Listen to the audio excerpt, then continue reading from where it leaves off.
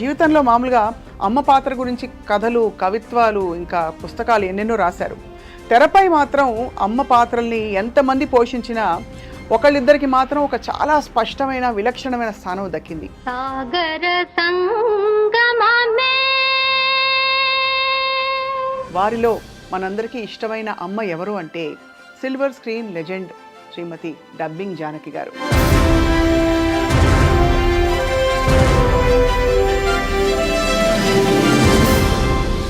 Dubbing Janaki గారు అని పేరు ఉంటుందా అంటే ఆ పేరు ఎలా వచ్చింది? 65 సంవత్సరాల ప్రయాణంలో అన్ని భాషల్లో నటిస్తూ రాణిస్తూ ఒదిగిపోయి ప్రతి పాత్రలో మన ఇంటి మనిషి అని అనిపించుకునే స్థాయి ఎలా తెచ్చుకున్నారు వారిని అడిగి తెలుసుకుందాం. అమ్మ, మీకు సాదర నమస్కారాలు. అమ్మని మించి దైవం ఉన్నదా, ఆత్మను మించి అద్దం ఉన్నదా? పేద మధ్యతరగతి బ్రాహ్మణులలో అమ్మ ఎలా ఉంటుందో అలా ఉంటారు అమ్మ. ఒక మాసిపోయిన చీర, ఒక గ్లిజరిన్ బాటిల్ నన్ను చూడగానే.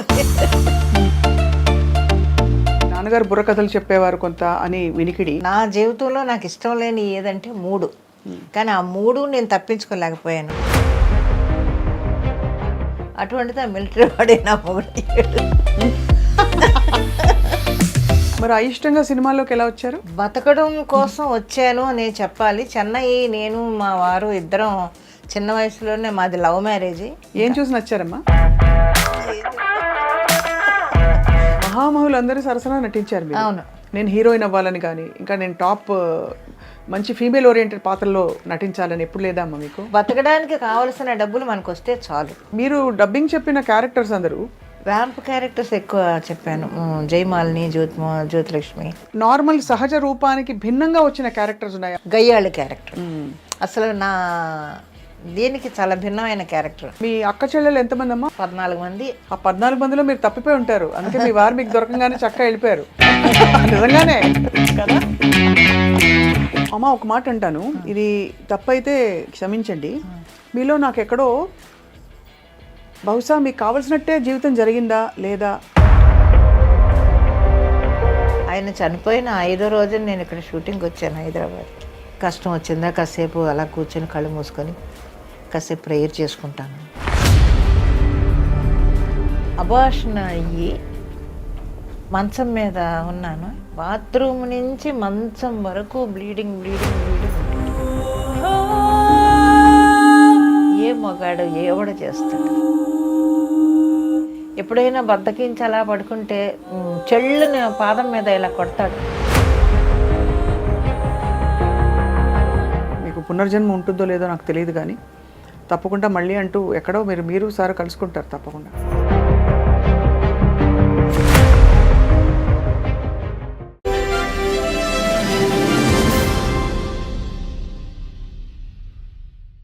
సిల్వర్ స్క్రీన్ లెజెండ్ శ్రీమతి డబ్బింగ్ జానకి గారు. డబ్బింగ్ జానకి గారు అని పేరు ఉంటుందా అంటే ఆ పేరు ఎలా వచ్చింది? 65 సంవత్సరాల ప్రయాణంలో అన్ని భాషల్లో నటిస్తూ రాణిస్తూ ఒదిగిపోయి ప్రతి పాత్రలో మన ఇంటి మనిషి అని అనిపించుకునే స్థాయి ఎలా తెచ్చుకున్నారు వారిని అడిగి తెలుసుకుందాం. అమ్మ, మీకు సాదర నమస్కారాలు. అమ్మని మించి దైవం ఉన్నదా అమ్మా? అమ్మ పాత్ర నిజంగా లైఫ్లో మోస్ట్ ఇంపార్టెంట్ కదమ్మా. అవును, చాలా.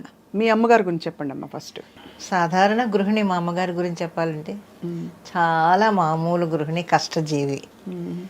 మేము దేవాంగలో నేత నేస్తే దానికి కావాల్సిన పనులన్నీ ఆవిడే ఎక్కువ చేసి నేత నేసేది, అన్నీ చేసేది. చాలా మామూలు గృహిణి. ఇంకా దాని గురించి చెప్పడానికి ఏమీ లేదు అసలు. మామూలు గృహిణి అంతే, ఓకే, ఇల్లాలి అంతే. కానీ మీ అంటే కులవృత్తి, ఇంటి నేపథ్యం నుంచి మీరు చూస్తే, అంటే నాన్నగారు బుర్రకథలు చెప్పేవారు కొంత అని వినికిడి కాకుండా మీకు అసలు కళలతో, సాహిత్యంతో, భాషతో పరిచయం ఎలా మొదలైంది? నాకు మామూలుగా ఈ కళలతోటి పరిచయం అనేది అసలు నాకు తెలియదు. ఇందులోకి వస్తానని కూడా నాకు తెలియదు. నా జీవితంలో నాకు ఇష్టం లేని ఏదంటే 3, కానీ ఆ 3 నేను తప్పించుకోలేకపోయాను.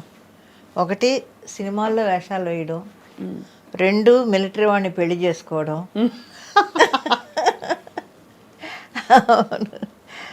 ఇంకోటి ఏదో అది మర్చిపోయాను. అది ఈ 3 కూడా నేను తప్పించుకోలేకపోయాను.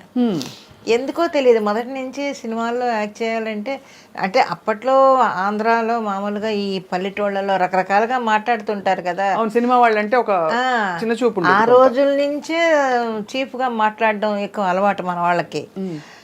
దాంతో అవన్నీ చదువుకునే రోజుల నుంచి బుర్రలో ఎక్కి చిచ్చి మనం సినిమాల్లోకి అంతా వెళ్ళకూడదు అని అనుకున్నాను అప్పుడే. అలాగే మిలిటరీ వాళ్ళు ఏదో బుక్ చదివాను నేను. బుక్స్ ఎక్కువ చదివేదాన్ని అప్పట్లోను. మా గురువుగారు గోరు మల్లికార్జునరావు గారు, ఆయన బుక్ షాప్ ఉంది, అక్కడ కూర్చొని చాలా పుస్తకాలు చదువుకునేదాన్ని. దాంట్లో ఏదో ఒక రష్యన్ నవల ఏదో చదివాను. దాంట్లో మిలిటరీ వాళ్ళ గురించి చాలా చెడ్డగా ఉందన్నమాట. ఏమైనా సరే అసలు మిలిటరీ వాళ్ళు అంటే అంత అసహ్యం నాకు. అటువంటిది ఆ మిలిటరీ వాడే నా మొగుడయ్యాడు. అందువల్ల ఏది తప్పించుకోలేకపోయాను నేను.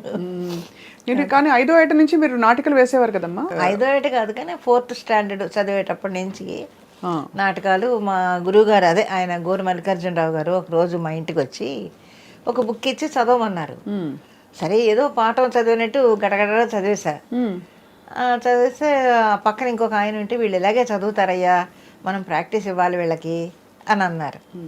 ఏంటోలే అనుకున్నాను. అప్పటికి నాకు అర్థం కాలేదు. తర్వాత రోజు స్కూల్ నుంచి వచ్చిన తర్వాత వాళ్ళ ఇంటికి తీసుకొని వెళ్ళి డైలాగులు నెమ్మదిగా ప్రాక్టీస్ చేయించి బట్టి పట్టి ప్రాక్టీస్ ఇచ్చి, అందరూ అప్పుడు ఆ మగపిల్లలు ఎవరంటే 8th స్టాండర్డ్ 9th స్టాండర్డ్ చదివే పిల్లలతోటి నేను అందులో హీరోయిన్. ఆ నాటకం పేరు రచయిత ఎవరో నాకు గుర్తులేదు కానీ అశాంతి. అశాంతితోటి స్టార్ట్ అయింది నా నట జీవితం. కానీ అందులో మంచి పేరు వచ్చింది, సక్సెస్ఫుల్ డ్రామా అది. ఇంకా అప్పటి నుంచి అక్కడ పల్లెటూళ్ళలో అటు చిన్న చిన్న డ్రామాలు వేయడం. ఈ పుస్తకాల అభిరుచి అంటే మీరు చాలా భాషలు మాట్లాడతారు కదా? చాలా భాషలు ఏం రాదు, కన్నడ మాట్లాడతాను ఎక్కువ. తమిళ్ చెన్నైలో ఉన్నాను కాబట్టి తమిళ్ ఎక్కువ మాట్లాడతాను. హిందీ కొంచెం అరకొరగా, పెద్దగా రాదు కానీ అర్థం అవుతుంది. అంటే పుస్తకాలు చదివే అలవాటు అన్నది ఆ రోజుల్లో ఆడపిల్లలకి అందులో అంత పరిచయం ఉండే విషయం కాదు కదా. అవును, అంటే ఎంతో అభిరుచి ఉంటే తప్ప. అవును, ఏదో వంటలు నేర్పించారు, కుట్లు అల్లికలు అంటే అది అర్థం చేసుకోవచ్చు. ఎలా వచ్చిందమ్మా మీకు? ఏమో తెలియదు, ఆ బుక్ స్టాల్లో ఉండడం వల్ల చదవడం అలవాటు అయిందో మరి ఏంటో నాకు తెలియదు. అలా కొంచెం కొంచెం చదువుకునేదాన్ని పుస్తకాలు అప్పట్లో. అలాగా నవల్స్ ఎక్కువ చదివేదాన్ని నేను. మన ఎద్దనపూడి గారి నవల్స్ కానీ, ఆవిడ ఇంకొక ఆవిడ ఎవరు, ఆవిడ నవల్స్, ఇవన్నీ చదువుకునేదాన్ని ఎక్కువ. అవి రావడం ఆలస్యం కొనేసుకునేదాన్ని. రెంట్కి తీసుకోవడం అన్నీ కాదు, కొని పెట్టుకునేదాన్ని ఇంట్లో. కొని పెట్టేసుకొని చదువుకునేదాన్ని బాగా. అక్కడే అలవాటైంది. మా గురుగారు బుక్ షాపులోనే నాకు పుస్తకాలు చదవడం బాగా అలవాటైంది. అక్కడే కూర్చొని చదివేదాన్ని ఎక్కువ పుస్తకాలు. మరి అయిష్టంగా సినిమాల్లోకి ఎలా వచ్చారు? అంటే వచ్చాము అంటే టైం అంతే, దాన్ని ఎలాగ వచ్చారు అనడానికి సమాధానం లేదు. ఎందుకంటే 1000కి పైగా సినిమాలు, ఇంత లాంగ్ కెరియర్ ఉండే వాళ్ళు ఎవరూ లేరు మన ఇండస్ట్రీలో. అంటే లాంగ్ కెరియర్ అంటే ఇండస్ట్రీకి వచ్చేళ్ళని కాదు, ఇంకా ఆన్ గోయింగ్ కెరియర్ 65 ఏళ్ళు. బతకడం కోసం వచ్చాను అని చెప్పాలి. చెన్నై, నేను మా వారు ఇద్దరం చిన్న వయసులోనే, మాది లవ్ మ్యారేజ్, చిన్న వయసులోనే మ్యారేజ్ చేసుకొని అక్కడి నుంచి చెన్నై వచ్చేసాను నేను. మా ఆయన అప్పటికి ఆయన మిలిటరీలో ఉన్నారు. చెన్నై వచ్చేసాం. చెన్నై వచ్చి అమించుకర్లో వాళ్ళ మేనమా వాళ్ళు ఉంటే వాళ్ళ ఇంట్లో ఉండేవాళ్ళం మేము. ఒకరోజు ఏదో బస్సులో వెళుతుంటే మేము ఇద్దరం ఏదో మాట్లాడుకుంటుంటే పక్కన ఒక ఆయన, మీరు తెలుగు వాళ్ళ అని అడిగారు. అవునండి తెలుగు వాళ్ళమే. ఆయన శర్మ గారని అసోసియేట్ డైరెక్టర్ అంట.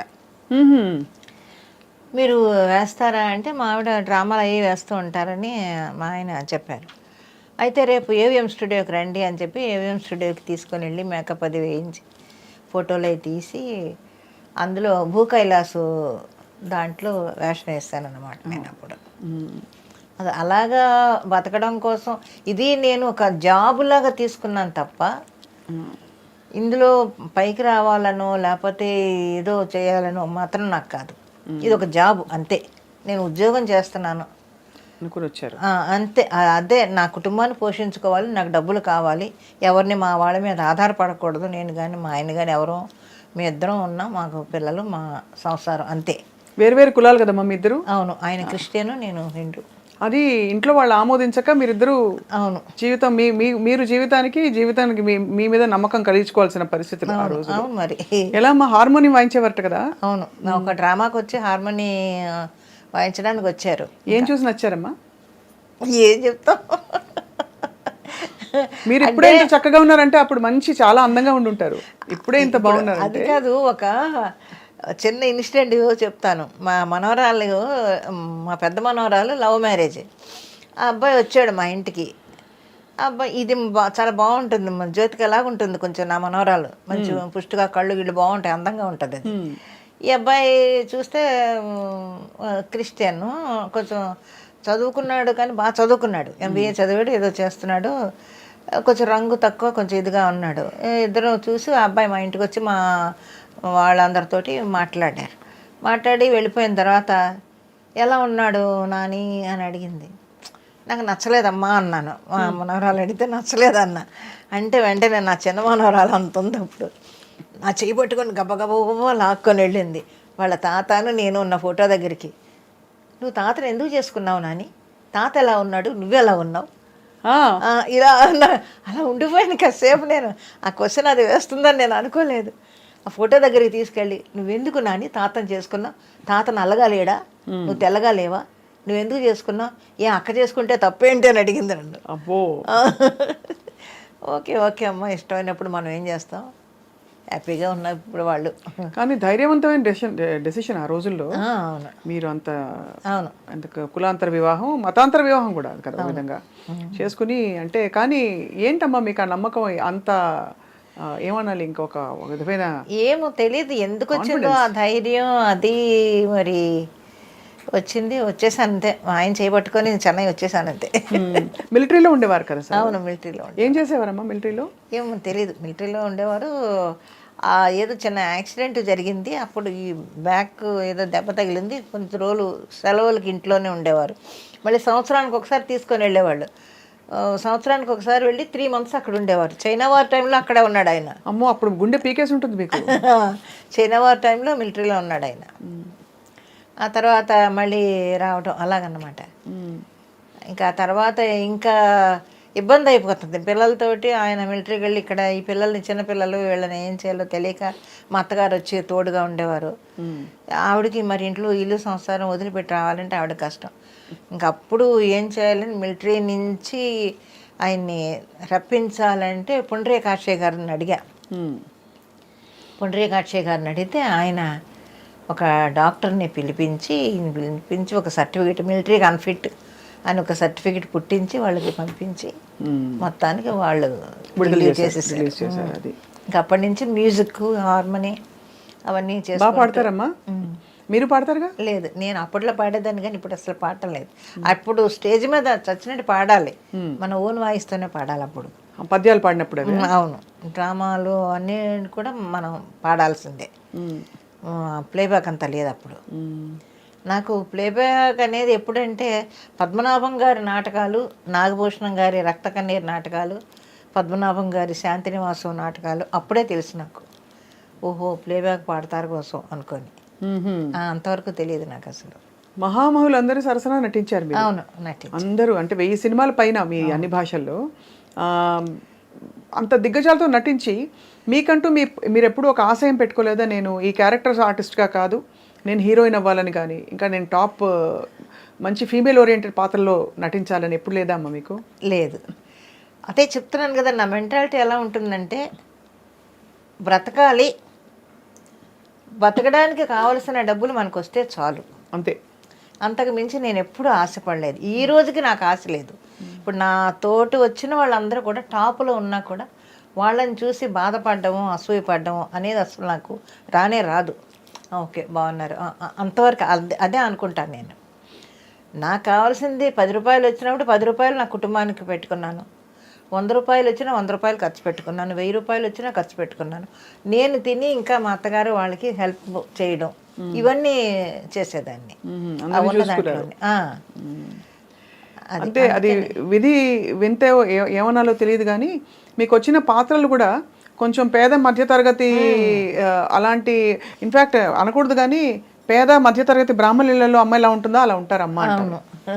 చాలా మంది అందులో విశ్వనాథ్ గారి సినిమాల్లో చూసినప్పుడు అప్పుడు ఉండేది కదా ఒక ట్రెండ్, అవును. ఎక్కువ విశ్వనాథ్ గారి సినిమాల్లో అంటే బ్రాహ్మలు వస్తారు నటిస్తారని. అవును. అలాంటి ఒక దీనిలో ఇమేజ్లో ఒదిగిపోయారు మీరు. అవును. ఒక మాసిపోయిన చీర, ఒక గ్లిజరిన్ బాటిల్ నన్ను చూడగానే ఇప్పుడు బయట ఎంత గ్లామరస్గా ఎంత చక్కగా ఉన్నారమ్మా మీరు. ఇన్నేళ్ల మీ ఆరోగ్య రహస్యం ఇప్పుడు ఏంటంటారు? మానసికమైన తృప్తమా నేను ఒకటి చెప్తాను.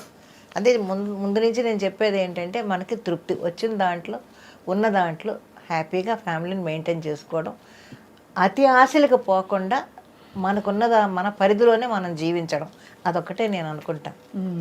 పిల్లల్ని చదివించుకోవడం దగ్గర నుంచి వాళ్ళ జాబులు కానీ వాళ్ళ ఇది కానీ, నా ఇల్లు నా సంసారం ఒక గిరి గీసుకుంటాను నేను, ఆ గిరిలోనే ఉంటాను, ఆ దాటి బయటికి వెళ్ళను నేను.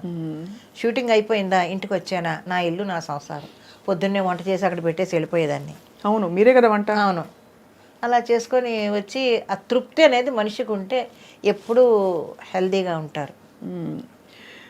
అసలు డబ్బింగ్ జానకి గారుగా మీరు మారారు కదా, మీ అసలు పేరేంటమ్మా? జానకే. జానకే అంటే డబ్బింగ్ అనేది తర్వాత మీరు మీకు వచ్చిన డబ్బింగ్లు చెప్తున్నాను అంటే, జానకులు ముగ్గురు ఉన్నారు కదమ్మా. సౌకర్ జానక్ గారు ఉన్నారు, శంకర జానక్ గారు ఉన్నారు. జానకి అనగానే ఏ జానకి అని అడుగుతున్నారు. అప్పుడు ఇంకా అప్పుడు ప్రెస్ కదా, మీడియా అవి లేవు కదా. అవును అవును. అడిగితే అప్పుడు డబ్బింగ్ జానకి అని మన ఈయన పద్మనాభం గారు చెప్పారు, డబ్బింగ్ జానకి అని. అలా చాలాసార్లు పోట్లాడాను ప్రెస్ వాళ్ళతోటి. మీరు అస్తమాను డబ్బింగ్ జానకి, జగ్గయ్య గారు డబ్బింగ్ చెప్తున్నారు, డబ్బింగ్ జగ్గయ్య గారిని ఎందుకు వేయరు, లేకపోతే ఇంకొక డబ్బింగ్ చెప్తున్నారు వాళ్ళని ఎందుకు వేయరు, నన్ను మాత్రం అంటే, అప్పుడు వాళ్ళు చెప్పే సమాధానం ఒకటే, ముగ్గురు జానకులు ఉన్నారు కదమ్మా, అందువల్ల ఇలా రాయాల్సి వచ్చింది. వచ్చింది. మీరు డబ్బింగ్ చెప్పిన క్యారెక్టర్స్ అందరూ ఎవరెవరమ్మా? అంటే పెద్ద పెద్ద హీరోయిన్లు అందరికీ చెప్పుంటారు మీరు.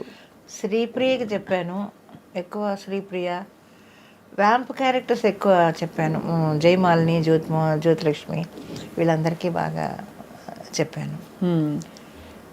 హీరోయిన్ పద్మప్రియ, వీళ్ళందరికీ చెప్పాను. భారతి అప్పట్లో ఉండేవాళ్ళకి.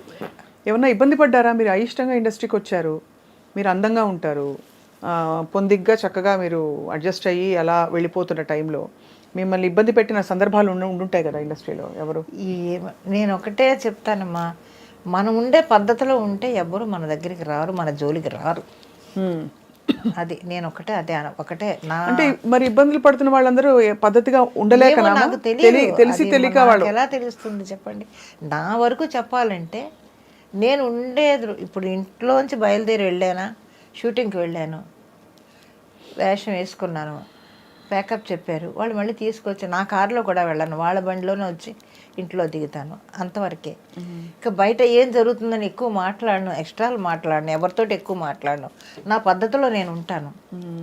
అందువల్ల నేను ఉండగలిగానేమో అని అనుకుంటాను తప్ప, ఎక్కువ ఎవరితోటి మాట్లాడు, ఎవరన్నా వచ్చి పలకరిస్తే ఆలో అంటే అవునండి అంతే అంతే. మళ్ళీ నాకు భయం అనమాట, గొడవలో పడతామేమో, ఏమైనా పొరపాటు మాటలు దొరుకుతాయేమో అనేది ఇప్పటికీ భయమే నాకు. అందువల్ల నేను ఎక్కువ ఎవరితోటి కాంటాక్ట్ పెట్టుకోను నేను. హలో అంటే హలో, అది ఎప్పటికే కూడా ఇప్పుడు కాదు, ఇంకో 10 ఏళ్ళ తర్వాత మీరు కనపడినా సరే, అమ్మ ఎలా ఉన్నారు అంతే. మన మధ్య ఇంకేం గొడవలు జరగవు కదా. గొడవలు ఉండవు. అలాని మీరు ఎక్కువ దోస్తీ కూడా ఎవరితో లేదా? లేను, ఎవరితోటి లేను. ఆ తరం హీరోయిన్లతో ఎవరితోటి. మరి ఎలా అమ్మా, మరి మీ కాలక్షేపం ఎలా? ఇది మీకు ఒక మనసు అంటూ ఉంటుంది కదా. అంటే కాలక్షేపం అనేది నా ఇల్లే నాకు కాలక్షేపం, నా పిల్లలే నా సర్వస్వం. నా ఇంటికి రావడం, వంటలు చేసుకోవడం, ఆ పిల్లలకు పెట్టుకోవడం, వాళ్ళ చదువులు, వాళ్ళ స్కూల్ పంపించుకోవడం, ఇంతే. ఇది చెప్పాను, ఒక జాబు లాగా చేసుకున్నాను నేను సినిమా ప్రపంచాన్ని. కాబట్టి మీకు అలాగే ఉండిపోయింది. అలాగే ఉండిపోయాను నేను.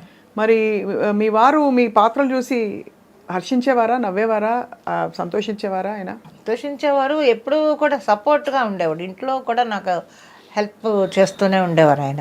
నేను షూటింగ్కి వెళ్ళినప్పుడు గబుక్కుని పిల్లల్ని స్కూల్కి తీసుకెళ్ళడం కానీ, పంపించడం కానీ, వాళ్ళని రెడీ చేయడం కానీ, ఒకవేళ సాయంత్రం ఇంటికి వస్తే ఈ వంట చేస్తే, అదేంటి పొద్దున్న చేసి వెళ్ళాను కదా నేను. అప్పుడంతా ఏంటంటే 7 to 1, 2 to 9 కాల్ షీట్లు.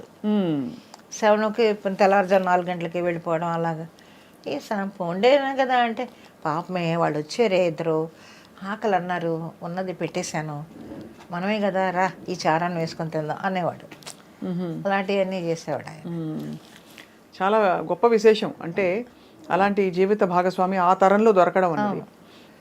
పెట్టేవారు, అందరికీ పెట్టడం అనేది ఆయనకి బాగా అలవాటు. అదే అలవాటు నా పిల్లలకు కూడా వచ్చింది, వాళ్ళ పిల్లలకు కూడా వచ్చింది. ఇతరులకి హెల్ప్ చేసే ఇది మాత్రం నా పిల్లలకే కాదు వాళ్ళ పిల్లలకు కూడా వచ్చింది. అదొక సంతోషిస్తాను నేను. ఎలా అమ్మా నాని అని పిలుస్తారు కదా పిల్లలు, హిందీ ఎలా వచ్చింది నాని అని? ఏమో తెలియదు వాళ్ళు ఎందుకు పిలిచారు. అంతకుముందు నానమ్మ నానమ్మ అనేవాళ్ళు, ఆ తర్వాత నాని నాని అని అంటున్నారు. ఆ నాని అనేది ఇప్పుడు మీరు చెప్తే తప్ప నాకు తెలియలేదు అది హిందీ భాష అని. ఓ నాని అంటే మరి యాక్చువల్లీ అమ్మమ్మ, కానీ నానమ్మని వాళ్ళు నాని అని పిలుస్తారు. షార్ట్ ఫామ్ పెట్టుకున్నారేమో ముద్దుగా. ఏమో మరి ఇంత ముద్దుగా ఉంటే మరి నానమ్మ అంటారు కదా. నాని నాని అని పిలుస్తారు. ఇప్పుడు మీరంటే అది హిందీ భాష అనేది నాకు తెలియదు. ఇప్పుడు నాని నాని ఓకే సరే అని ఊరుకున్నాను నేను. అందరూ అదే పిలుస్తారు నాని నాని అని. అమ్మ ఆ రోజుల్లో మీరు ఇతర భాషలు నేర్చుకోవడానికి తావు ఎక్కడ ఉండింది? మెడ్రాస్ వెళ్ళారు కాబట్టి తమిళ్ నేర్చుకున్నారు, మరి కన్నడ అవన్నీ ఎలా వచ్చాయి మీకు? అంటే కన్నడ సినిమా చేశాను నేను. కన్నడ సినిమా చేయడంలో అక్కడ చుట్టూ ఉండే ఆర్టిస్టులు వాళ్ళు కాస్త చెప్పేవాళ్ళు. పండ్రిబాయమ్మ గారి కన్నడ డ్రామాలు వేశాను. ఎక్కువ థియేటర్ ఎక్స్పీరియన్స్, రేడియో ఎక్స్పీరియన్స్ బాగా. కన్నడ డ్రామాలు వేశాను, కూడా ఉండే ఆర్టిస్టులు కన్నడ బాగా నేర్పేవాళ్ళు. వాళ్ళు ఒక్క సినిమాతోటే మొత్తం నా డబ్బింగ్ నేనే చెప్పుకునే స్థాయికి ఎదిగాను నేను. కన్నడ చాలా గొప్ప విషయం. అవును, అలాగా కన్నడ వచ్చింది బాగాను. రాజ్ కుమార్ గారి మిస్సెస్ పార్వతమ్మ గారు వీళ్ళందరూ కూడా బాగా హెల్ప్ చేసేవాళ్ళు. కన్నడ పండ్రిబాయమ్మ గారు వీళ్ళందరూ కూడా ఆవిడతో డ్రామాలు ఎక్కువ వేశాను, కన్నడ డ్రామాలు. అప్పుడే నాకు కన్నడ బాగా వచ్చింది. డ్రామాలు వేయడం వల్ల కన్నడ భాష మీద మంచి పట్టు వచ్చింది. నా మట్టుకు నేను బాగా మాట్లాడు. ఇవాళకి మన వాళ్ళందరూ వచ్చి సెట్లో కనపడుతుంటే వాళ్ళతో నేను కన్నడలోనే మాట్లాడతాను. தமிழ் பேச ரொம்ப ஃப்ளூயண்டா தெரியும் உங்களுக்கு? ரொம்ப நல்லா தெரியும். చెన్నైలో ఇరుకుతునాల ఐ థింక్ మీకు చాలా మంచి పట్టు వచ్చేసింది భాష మీద. మీ ఊరి వాళ్ళు మళ్ళీ ఊరికి వెళ్తూ వస్తుండేవారా? తర్వాత మీ ఇంట్లో పుట్టింటి వాళ్ళతో కట్ ఆఫ్ అయిపోయిందా కంప్లీట్? లేదు, అయ్యి వస్తూ పోతూ ఉంటాను. లాస్ట్ వరకు మా నాన్న అందరినీ మేము చూసుకున్నాం. కానీ ఎందుకమ్మా మరి అలా వెళ్ళిపోయారు మరి వాళ్ళని వదిలేసి? అంటే అప్పుడు అది ఎలా చెప్తాం, ఆ ఏజ్ అది, ఆ ఏజ్లో అలాగా ఆలోచనలు అలా వచ్చాయి. వాళ్ళు వద్దండవు, మరి వెళ్ళాలి అని అనుకోవడం, వెళ్ళిపోవడం అంతే. వాళ్ళు వద్దని ఎందుకు అన్నారు? వద్దంటే కులాంతరం. అప్పటికి వాళ్ళు కేసు కూడా పెట్టారు నా మీద. ఏంటది, మా వాళ్ళు మైనార్టీ తీరలేదని, పైన 16 ఏళ్ల వయసు మైనార్టీ తీరలేదని మా వాళ్ళు. ఆ తర్వాత మా ఆయన తరపు వాళ్ళేమో అక్కడ వాళ్ళ ఇంట్లో ఎవరో డాక్టర్ ఉంటే వాళ్ళు సర్టిఫై చేసి లేదు ఈ అమ్మాయికి మైనార్టీ తీరిందని వాళ్ళు పెట్టి పెద్ద గొడవలు అయ్యాయి. ఆ తర్వాత నేను మా ఆయన చెన్నై వచ్చేసిన తర్వాత మా ఆయన మా వాళ్ళకి ఎక్కువ కావాల్సిన ఆయన అయిపోయాడు. అది విన్నాను, చాలా కథల్లో అవుతుంటుంది. నిజంగా అయిందనమాట మీకైతే అది. అయితే మీరు ఈ సినిమా ప్రయాణం కొనసాగిస్తూ మధ్యలో ఈ సినిమాల రెమ్యూనరేషన్స్, వ్యావహారిక విషయాలు ఉంటాయి కదా, అలాగే ఎంత దాచాలి, అడ్వాన్స్ ఇచ్చారు రిమైనింగ్ పేమెంట్ రాలేదు, ఇట్లాంటివన్నీ మీరే ఫాలోఅప్ చేసుకునేవారా? సార్ ఉండేవారా? లేదు, నేను ఆయన అసలేమీ తెలియదు. ఆయన ఒక్కటే నెలాఖరు వస్తే చాలు, ఏమే నెలాఖరు వచ్చేస్తుంది, 20వ తారీఖు వచ్చేసింది, 25 వచ్చేసింది అంటే ఫస్ట్కి ఇవన్నీ కట్టాలి అనేది అదొకటే ఆయనకి. రానివ్వండి చూద్దాంలే, వస్తాయి కదా డబ్బులు, వాళ్ళు ఇవ్వాలి కదా వీళ్ళు ఇవ్వాలి కదా అని అవి తీసుకొని ఇస్తే ఆ కట్టాల్సిన అన్నీ కట్టేసి, కరెంటు బిల్లు అని అదని ఇదని అన్నీ కట్టేసి ప్రశాంతంగా కూర్చునేవాడు ఆయన. ఆ నెలకు సరిపడా అన్నీ కట్టేసి ఇంట్లో కావాల్సిన సరుకులను తెచ్చేస్తే హ్యాపీ. ఇంకా ఇందులోనే కలుగు చేసుకునేవాడు కాదు మా ఆయన. మీరు ఎప్పుడు అనుకోలేదమ్మా ఎందుకు నాకు ఇంత కష్టమైన జీవితం అవసరమా అని?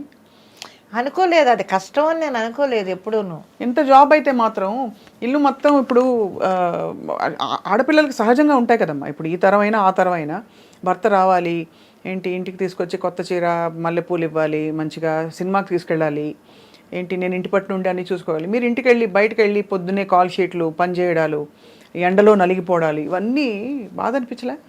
లేదు, ఎప్పుడు నాకు అది చెప్తున్నాను, ఒక డిఫరెంట్ క్యారెక్టర్ అది.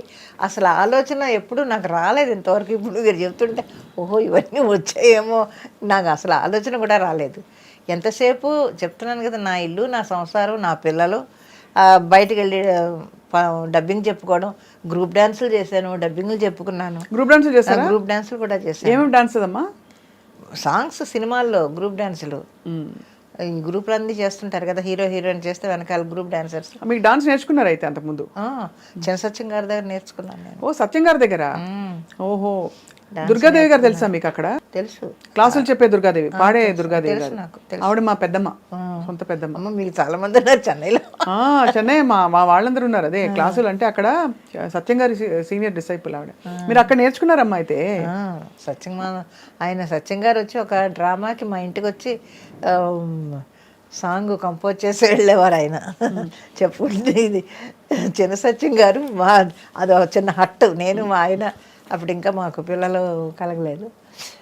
ఆ హట్టుకు వచ్చి డాన్స్ నేర్పించి వెళ్ళేవాడు ఆయన సత్యం గారు. అంతా అప్పటి నుంచి తెలుసు మీకైతే. ఎంతవరకు నేర్చుకున్నారమ్మా కూచిపూడి? జతుల కొంతవరకు నేర్చుకున్నాను, తర్వాత మానేసి ఇంకా ఈ డ్రామాలు అవి ఎక్కువ డ్రామాలు తిరిగేదాన్ని. నాగభూషణం గారి రక్తకన్నీరు నాటకాలు ఎక్కువ వేశాను. ఏమన్నా డైలాగ్ గుర్తుందమ్మా మీకు? ఏడ్చే డైలాగ్ కానీ పవర్ఫుల్ డైలాగులు కానీ వచ్చినప్పుడు ఎలా మీరు ఎలా ఎలా అది ఆటోమేటిక్గా వచ్చేస్తూ ఉంటుంది. అది యాక్ట్ చేస్తున్నప్పుడు మనం అనుకోక్కర్లేదు, దాని అంతటా అదే ఆ లోపల నుంచి ఆ ఏడుపు అది వచ్చేస్తుంది, ఆ ఎమోషన్. దాన్ని మనం ఫీల్ అయ్యి చెప్తే చాలు వచ్చేస్తుంది, కళ్ళంటి నీళ్ళు వచ్చేస్తాయి ఆటోమేటిక్గా. అది స్టేజ్ అనగానే ఇంకా వేరే దారి ఉండదు కదా. సినిమా అన్నా కొంచెం గ్లెజర్ని పెట్టుకుంటాం, స్టేజ్ మీద పెట్టుకోవడానికి ఏమి ఉండదు. అవును, డైరెక్ట్గా ఏడవలసిందే. అమ్మ క్యారెక్టర్, వదిన క్యారెక్టర్ వేశారు, ఇంకా అన్ని క్యారెక్టర్ రోల్స్లో మీరు కనిపించారు. ఏదైనా మీ నార్మల్ సహజ రూపానికి భిన్నంగా వచ్చిన క్యారెక్టర్స్ ఉన్నాయా? మాకు తెలియనివి, అంటే ఈ సినిమాల్లో అన్నీ తెలిసి ఉండవు కాబట్టి. రామాయణంలో పిడకల వేట అనుకుంటాను, గయ్యాళి క్యారెక్టర్. అసలు దీనికి చాలా భిన్నమైన క్యారెక్టర్. అత్తగారు కోడల్ని హింస పెట్టడం అనేది అసలు నాకు తెలియదు అది. కానీ ఆ క్యారెక్టర్ బాగా రాజాచంద్ర గారు డైరెక్టర్. మిమ్మల్ని ఎలా ఎంచుకున్నారో ఆ క్యారెక్టర్కి? ఏమో మరి తెలియదు, ఎందుకు ఎంచుకున్నారో తెలియదు. నేను హేమసుందర్ గారు ఆ క్యారెక్టర్ చాలా భిన్నంగా ఉండేదన్నమాట. కోడల్ని హింస పెట్టడం. కే విజయ అమ్మాయి కోడల క్యారెక్టర్. అప్పుడు దాంట్లో చివరికి నానా హింసలు పెట్టి బిడ్డని కని ఇంటికి వస్తే కూడా ఏదో తిట్టాను, ఏదో చేస్తాను నేను. అప్పుడు భర్త అడుగుతాడు, ఎందుకే నువ్వు ఇలాగా చేస్తున్నావు అని అంటే అప్పుడు చెప్పుద్దన్నమాట. కాదండి, చిన్నప్పటి నుంచి వాడు ఏం కావాల్సి వచ్చినా అమ్మ నాకు తలదువ్వు, అమ్మ నాకు నీళ్లు పోయి, అమ్మ నాకు అన్నం పెట్టు ఇలాగంటా ఉండేవాడు. ఇప్పుడు పెళ్లి చేసుకున్న తర్వాత మళ్ళీ నువ్వు రా నాకు నీళ్ళు పోయి, నాకు వీపు తవ్వు, లేకపోతే నాకు సోపు ఇయ్యి, నాకు టవల్ ఇయ్యని అడుగుతున్నాడు. ఇన్ని సంవత్సరాలు నేను కష్టపడ్డాను నా కొడుకు కోసం, ఇప్పుడు నన్ను మర్చిపోయి పెళ్ళం మీద ఆధారపడుతున్నాడు ఎక్కువ. మరి నాకు ఎలా ఉంటుంది చెప్పండి అని అంటే అప్పుడు భర్త క్యారెక్టర్ చెప్తాడనమాట, నువ్వు అలాగెందుకు ఆలోచిస్తావు, నువ్వు ఇప్పుడు నీకు రెస్ట్ ఇవ్వాలి అని నీ కొడుకు ఆలోచిస్తున్నాడని నువ్వు ఎందుకు అనుకో. ఇన్ని సంవత్సరాలు నా కోసం మా అమ్మ కష్టపడింది, ఇకైనా మా అమ్మ సుఖంగా ఉండని, హ్యాపీగా ఉండని అని నీ కొడుకు ఆలోచిస్తున్నాడని నువ్వెందుకు అనుకోవు. నీ ఆలోచన ధోరణే తప్పది. అప్పటి నుంచి రియలైజ్ అయ్యి మారుతుంది అనమాట అత్తగారు. అదొక భిన్నమైన క్యారెక్టర్. అయితే మంచిగా అయ్యాడే కానీ, అంటే మీరేమి అంత చెడ్డ క్యారెక్టర్ ఏం కాదు. ముందంతా కొంచెం చెడు, తర్వాత మంచిగా అయిపోయే క్యారెక్టర్. అలాగా మీరు రాజసంగా ఉండే పౌరాణికాలు, ఫోక్లోర్స్ అట్లాంటివి వచ్చాయి మీకు అవకాశాలు? లేదు, అన్ని సాంఘికాలు ఎక్కువ. చాలా కష్టం అనిపించిన క్యారెక్టర్ ఏంటమ్మా? ఎందుకంటే మేము చూసిన కొన్ని సినిమాల్లో గుర్తుండిపోయిన కొన్ని క్యారెక్టర్స్ ఉన్నాయి, వాటి గురించి మాట్లాడే లోపు మీకు చాలా ఛాలెంజ్ అనిపించిన క్యారెక్టర్ ఏది? తమిళ్లో ఉన్నాయి, తెలుగు కన్నా నాకు ఎక్కువ తమిళ్లో కొంచెం ఛాలెంజ్డ్గా ఉండే క్యారెక్టర్స్. ఎవరికి అమ్మగా వేశారు అప్పుడు? ఇప్పుడు సత్యరాజ్ గారికి మదర్ క్యారెక్టర్ ఒకటి వేసాను, రజనీ గారికి ఒకటి వేసాను. రజనీ గారికి వేశారా? రజనీ గారితో 3 సినిమాలు చేశాను మదర్ క్యారెక్టర్. ఎలా ఉండేవారమ్మా మీతో రజనీ గారు? చాలా బాగుండేవారు ఆయన కానీ కమల్ గారు కానీ అందరూ కూడా చాలా చక్కగా ఉండేవారు. కమల్ గారిది అయితే ఇంకా అసలు గోల్డెన్ ఫిల్మ్, అది మర్చిపోలేదు ఎవరు కూడా.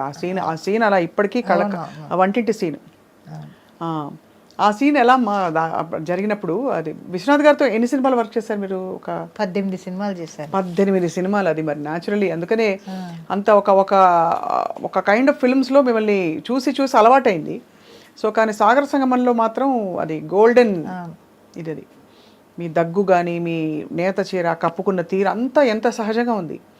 అక్కడ విశ్వనాథ్ గారు అందరికీ చెప్పించేవారట, మీకు కూడా చెప్పారా? చెప్తారు. కొన్ని పద్ధతులు ఆయన్ని చూసే నేను నేర్చుకున్నాను. కట్టు బొట్టు అంతా కూడా ఇప్పటికీ నేను అదే ఫాలో అవుతాను. అన్యాచురల్గా ఎక్కడ ఉండను నేను. మామూలు బయటకు వెళ్ళేటప్పుడు కానీ రెడీ అవ్వడం కానీ ఏది పద్ధతిగానే ఉంటాను తప్ప ఇదిగా ఉండను నేను. అక్కడి నుంచి వచ్చిన అలవాట్లు అవన్నీ నేను. జంధ్యాల గారు వీళ్ళందరితోటి పనిచేయడం వల్ల ఏమిటంటే ఒక పద్ధతి, ఒక ఇంట్లో ఉండే ఒక ఆవిడ, ఒక మిడిల్ క్లాస్ లేడీ ఎలా ఉంటుందో మధ్యతరగతి కుటుంబంలో అలాగే అలవాటైపోయింది నాకు. మరి ఇన్ని 1000 సినిమాలు చేశారు కదమ్మా, ఇంతమంది మహామహులతో నటించారు. పొదుపు చేసుకోవడం, దాచుకోవడం ఇవన్నీ అలవాటైందా? అసలు మొత్తం వచ్చినంత ధారాళంగా పిల్లలకి కుటుంబానికి ఖర్చు పెట్టడమేనా? లేదమ్మా, అది మాత్రం నాకు రాలేదు. దాచుకోవడం, జాగ్రత్త పడడం అనేది లేదు. కాకపోతే ఏదో దేవుడు ఇచ్చినంత వరకు ఒక ఇల్లు కట్టుకున్నాను చెన్నైలో. తిరగడానికి ఏదో కారు ఉంది. పిల్లలు హ్యాపీగా వాళ్ళ జాబులు, వాళ్ళ పిల్లల కన్నా వాళ్ళ పిల్లలు ఇంకా బాగున్నారు, మా పిల్లల కన్నా వాళ్ళ పిల్లలు ఇంకా బాగున్నారు. అందరూ హ్యాపీగా ఉన్నాం. చెప్తున్నాను కదా, నాకు ఆస్తులు లేవు, అప్పులు లేవు. ఇవి హాయిగా ఉంటాయి. అప్పులు లేకపోతే హాయిగా నిద్రపడుతుంది. అవును, ఒక్క పైసా, సింగిల్ పైసా అప్పు లేదు, ఆస్తులు లేవు. ఉన్నంత వరకు ఏదో వచ్చిందా, నా కుటుంబానికి హెల్ప్ చేసుకున్నానా. ఇప్పటికీ కూడా ఇక్కడ నేను ఉండి, ఎందుకంటే పిల్లల మీద ఎవరి మీద మనం ఆధారపడకుండా నా మెడిసిన్స్ వరకు నేను సంపాదించుకుంటే చాలు అనే దానితోటే తప్ప వాళ్ళందరూ ఎందుకు నువ్వు అక్కడ ఉంటావు, నువ్వు వచ్చే అని గోలనమాట. ఎందుకమ్మా మీకు ఉండడం, అంటే బంధాలు అలా ఉంటేనే ముద్దుగా అందంగా ఉంటాయి అనిపిస్తుందా మీకు? అవును, ఎందుకంటే మనం ఇంకా ఇప్పుడు మూల కూర్చొని అలా కూర్చుంటే కూర్చోలేం. నేను అసలు కూర్చోలేను. మామూలుగా ఇంట్లో రూమ్లో ఉన్నా కూడా అది తీసి ఇది తీసి అది సర్దుతూనే ఉంటాను అనమాట. ఎప్పుడు ఫోన్ చేసి ఏం చేస్తున్నావు అంటే నా రూమ్ సర్దుకుంటున్నాను అంటాను. ఎప్పుడు చూడు రూమ్ సర్దుతూనే ఉంటావా అంటారు మా ఇంట్లోంచి. అలాగే అది అలవాటు అయిపోయింది. అందువల్ల గమ్ముని ఇంట్లో కూర్చోలేను. 4 రోజులు ఇంట్లో సైలెంట్గా కూర్చుంటే అస్సలు కూర్చోలేను, ఏదో పని చేసుకోవాలి. అందుకని సరే మనం ప్రయత్నం చేయకుండా మనల్ని వెతుక్కుంటూ వస్తున్నాయి వర్క్. అలాంటప్పుడు చేసుకోవడంలో తప్పు లేదు కదా. ఇప్పుడు నాలాంటి వాళ్ళు ఎంతమంది ఖాళీగా కూర్చొని పోసుకోవాలి కవర్లు మాట్లాడుకుంటూ కాలక్షేపం చేస్తున్నారు కదా. అది లేదు. హ్యాపీగా మనం కష్టపడుతున్నాం, పని చేసుకుంటున్నాను, నా ఫుడ్ నేను తింటున్నాను, నా ఇంట్లో నేను ఉంటున్నాను, ఎవరి మీద ఆధారపడలేదు. అదొక తృప్తి నాకు. పని చేసుకుంటున్నాం, భగవంతుడు శక్తి ఇచ్చాడు, పని చేయడానికి శక్తి ఇచ్చాడు, అదంతే. అమ్మ ఒక మాట అంటాను, ఇది తప్పైతే క్షమించండి. మీలో నాకు ఎక్కడో బహుశా మీకు కావలసినట్టే జీవితం జరిగిందా లేదా అనే ఒక చిన్న ప్రతి వాళ్ళకు ఉంటుంది కదమ్మా, ఒక అవలోకనం చేసుకుంటే ఒక కష్టపడ్డ బాధ కనిపిస్తుంటుందమ్మా. ఎప్పుడు చూసినా అనిపిస్తుంది. మీ రెసిపీ రీల్స్లో చూశాను. అంటే అంత సిన్సియర్గా మీరు జీవితానికి కమిట్ అయిపోయి అన్నీ చేసుకుంటూ వచ్చారు. ఒక్క క్షణమైనా ఆగి ఆలోచించారా నాకేం కావాలని? ఆలోచించలేదు అసలు, నాకు ఆలోచనే రాలేదు. అది ఎవరో నమ్మినా నమ్మకపోయినా కానీ నాకు అసలు ఆలోచన అనేది రాలేదు. ఇలాగ నేను కష్టపడ్డానా, నేను ఇలా చేశానా అనేది లేదు. అంటే ఎవరి కోసం, నా కోసమే కదా కష్టపడుతున్నాను, నా ఇంటి కోసం కదా కష్టపడుతున్నాను అనే ఆలోచన తప్ప ఇంకొకటి నాకు తెలియదు అసలు. ఇది చాలా అంటే ఎంత తృప్తి పొందారంటే మీరు, ఎంత పొద్దు నుంచి ఎన్నేళ్ళు అసలు నెలకు ఎన్ని రోజులు వెళ్ళేవారు షూటింగ్స్కి? ఒక కనీసం 20-30 రోజులు ఉండేదా? అవతల సినిమాలు లేకపోతే డ్రామాలకి పరుగులు పెట్టేదాన్ని, నేను డ్రామాలకు వెళ్ళేదాన్ని, డ్రామాల నుంచి ఇంటికి వచ్చేదాన్ని. ఇంట్లో ఉంటే ఇల్లు, నా సంసారం, నా ఇదే, నా పిల్లలు, అంతవరకే. బయటికి వెళ్ళానా అక్కడ షూటింగ్లు అవి, అంతే తప్ప ఈ కష్టపడుతున్నానా, ఎందుకు ఈ కష్టం అనేది ఆలోచన రాలేదు. అది వస్తే ఏమన్నా అలా ఉండేదేమో, నాకు ఆలోచనే రాలేదు అసలు ఇంతవరకు. ఇది ఉన్నంతవరకు హ్యాపీగా ఓకే, మన పిల్లలు బాగున్నారు, నా ఇల్లు బాగుంది, నా సంసారం బాగుంది, ఓకే అనుకునేదాన్ని. ఏదన్నా ఉందా మన చేతనైతే నలుగురు పెట్టాలి. ఇప్పటికీ ఏదన్నా ఎవరైనా హెల్ప్ అడిగితే, చదువుకునే పిల్లలు వాళ్ళు వీళ్ళు ఉంటే వాళ్ళకి ఏమైనా హెల్ప్ చేస్తూ ఉంటాను. అంత గొప్ప మనసు మీది. అంటే గొప్పతనం కోసం అని కాదమ్మా, కానీ సహజంగా అలా ఉండడం అన్నది చాలా కష్టం. ఎవరికి వాళ్ళే చూసుకునే రోజులు ఇవి. పండగలు ఎలా ఉండేవమ్మా ఇంట్లో అప్పుడు? అంటే కులాంతర వివాహం కాబట్టి ఎలా అన్ని పండుగలు? ఇంకా క్రిస్టియన్ ఇంట్లో అందరూ క్రిస్టియన్ అందరూ మొత్తం మా పిల్లలు మా వాళ్ళ మ్యారేజెస్ అన్నీ కూడా క్రిస్టియన్ పద్ధతిలోనే జరిగాయి. మీ పెళ్లి కూడా అలాగే జరిగిందా? మా పెళ్లి కూడా అలాగే జరిగింది. మరి మీరు క్రీస్తు నమ్ముతారా ఇప్పుడు? నమ్ముతాను. నమ్ముతారు. మీకేమన్నా అయ్యాయమ్మా ఎక్స్పీరియన్సెస్ ఇలాగా? ఉన్నాయి చాలా. ఎందుకంటే ఇలాంటివి కులాంతర వివాహాలు ముఖ్యంగా ఇలా మతం మార్చుకుంటే కనుక అది చాలా ఎక్స్పీరియన్సెస్ అవుతాయని చెప్తూ ఉంటారు. మీకేమయ్యాయమ్మా ఎక్స్పీరియన్సెస్? ఏం మీకు అభ్యంతరం లేకపోతే? లేదు, నా ఎక్స్పీరియన్స్ అనేది చెడుగా ఏమీ నాకు జరగలేదు. అదే మంచిగానే అడుగుతున్నా. ప్రతిదీ కూడా నేను జీసస్ నమ్ముతాను. నేను ఏదైనా ఒక పని చేయాలి అంటే 2 నిమిషాలు అలా కళ్ళు మూసుకొని ఇది నాకు నువ్వు చెయ్యి అంతే, అదే అడుగుతాను. అది డెఫినెట్గా జరుగుతుంది. నాకు అది తప్పకుండా నాకు ఆ పని జరుగుద్ది. ఏంటి నేను ఇలా ఉన్నాను, ఖాళీగా ఉన్నాను, నాకు వర్క్ రాలేదేంటి, నే వర్క్ ఇవ్వవా, ఇలా అడుగుతాను నేను ప్రేయర్ చేసుకునేటప్పుడు. ఆ రోజు సాయంత్రానికి ఏదో ఫోన్ వస్తుంది. ఇలా చాలా ఎక్స్పీరియన్స్ ఉన్నాయి నాకు. అందువల్ల జీసస్ నేను బాగా నమ్ముతాను. సో అయితే ఎక్కువ క్రిస్టియన్ పండుగలు ఇంట్లో క్రిస్మస్, ఈస్టరు అన్నీ అవే. చర్చికి వెళ్ళాలని ఉండేవా? అవును, సండే వెళ్తాం మేము చర్చ్కి. ఇక్కడ కూడా వెళ్తాను, ఎర్రగడ్డ చర్చికి వెళ్తాను. ఇక్కడ ఎక్కడుందో నాకు తెలియదు కానీ ఎర్రగడ్డ చర్చి మాత్రం తెలుసు. సండే షూటింగ్ లేకపోతే నేను వెళ్ళేసి కాసేపు కూర్చొని ప్రేయర్ చేసుకొని వచ్చేస్తాను. మీ అక్క చెల్లెలు ఎంతమంది అమ్మా? అక్క చెల్లెలు అన్నదమ్ములు చాలా మంది ఉన్నారు, 14 మంది. అందరూ 14 మందా? అవును. మీ అమ్మగారికి జోహార్లు. అవును, నిజంగా అసలు ఎంత ఓపిక. కడుపులో బిడ్డ చంకలో బిడ్డ ఉండేవాళ్ళు కదా. ఎంతమంది పిల్లలు, మీకు ఎంత ఆస్తి అని అడిగేవాళ్ళు కాదు ఆ రోజుల్లో. మీకు ఎంతమంది పిల్లలు అని అడిగేవాళ్ళు. అదే చాలా గొప్ప అన్నమాట. నేను 9వ దాన్ని. అందరూ చనిపోయారు. ఇంకా మిగిలింది ఎవరంటే 4 అక్క చెల్లెళ్ళు మిగిలాం. అందరూ హ్యాపీగానే ఉన్నారు, బాగానే ఉన్నారు. 14 మంది అమ్మా. అవును. అప్పుడు అంటే ఒకలా చూసుకుంటే యాక్చువల్లీ ఆ 14 మందిలో మీరు తప్పిపోయి ఉంటారు. అందుకే మీ వారు మీకు దొరకంగానే చక్కగా వెళ్ళిపోయారు. నిజంగానే కదా. ఎంత గొప్ప జీవితం మీది. అంటే అప్పట్లో మా ఇళ్లలో అందరికీ అంతమంది పిల్లలే, 12 మంది 13 మంది ఇలాగా ఇంతమంది ఉండేవాళ్ళు పిల్లలు. మీకమ్మా? నాకు ఇద్దరు అబ్బాయిలు. అంటే 2 అబ్బాయిలు, అమ్మాయి పెంచుకున్నాను చిన్నప్పటి నుంచి. అది పెంచుకున్నారమ్మా? ఇద్దరు అబ్బాయిలు, అమ్మాయి. చాలా అందమైన జీవితం. అంటే ఆర్డినరీనెస్ అంటారు, అంటే సాధారణ జీవితంలోనే గొప్ప విషయాలు అంటారే, అలా సాగింది మీ లైఫ్. మీరు ఎక్కడో ఏదో నడిపించింది శక్తి మిమ్మల్ని. లేకపోతే 15 ఏళ్ళకి వెళ్ళిపోవడం ఏంటి ఇంట్లోంచి, మళ్ళీ సినిమాలు నమ్ముకుని వద్దనుకున్న సినిమాలను ఒప్పుకుని చేయడం, అది ఇది. మీరేమన్నా ఫలానా క్యారెక్టర్ నేను చేయను అని రిజెక్ట్ చేసిన సందర్భాలు ఉంటుంటాయి కదా? లేదు, కాకపోతే ఒకటి ఈవీవి గారిది జంబలకడ పంప మాత్రం కొంచెం భయపడ్డాను. చెయ్యను అని చెప్పలేదు, అంత పెద్ద డైరెక్టర్ దగ్గర నేను చెయ్యను అని చెప్పలేదు. కానీ నా సందేహం చెప్పాను, సార్ నేను అన్నీ మరి మిడిల్ క్లాసు వైఫ్ క్యారెక్టర్ మంచి మదరస్గా వేస్తున్నాను కదా, ఇలా అంటే నేను చెప్తున్నాను కదా నువ్వు వెయ్యి అని ఆయన హలో బ్రదర్లో కూడా అన్నపూర్ణ గారిని మొత్తం కుక్క పిల్లిచ్చి భలే చేయించారు ఆయన. అదే అంటే కొత్తతనంలో అది మంచి పేరు వచ్చింది నాకు. ఆ జంబలకడ పంపకి మంచి పేరు వచ్చింది. అవును. ఇతర అమ్మలు ఉంటారు కదమ్మా, అమ్మ క్యారెక్టర్స్, ఇలాంటి క్యారెక్టర్స్ వేసేవాళ్ళు. వాళ్ళు ఎప్పుడైనా అంటే ఎక్కువ క్యారెక్టర్లు వీళ్ళు వేస్తున్నారు వాళ్ళు వేస్తున్నారు ఇవన్నీ ఉండేవా అసలు ఇండస్ట్రీలో? ఉంటాయి.